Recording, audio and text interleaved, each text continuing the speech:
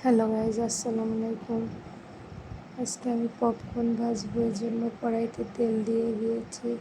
তেলের মধ্যে একটু লবণ দিয়ে দিয়েছি।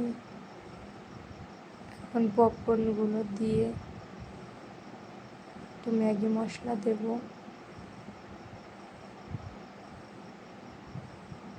ম্যাগি মশলা দেওয়ার জন্য পপকর্নের স্বাদটা অনেক ভালো হয়।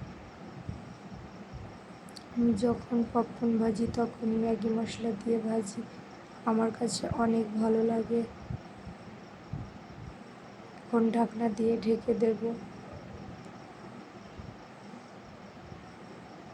পপকর্নগুলো অতিরিক্ত ছেটে, এর জন্য ঢাকনা দিয়ে ঢেকে হালকা হালকা নাড়া দিয়ে ভাজছি। আমার পপকর্নগুলো হয়ে গেছে। এগুলো আমি কফি দিয়ে খাবো, এজন্য কফি বানিয়ে নিলাম। আমার কাছে কফি দিয়ে খেতে অনেক ভালো লাগে।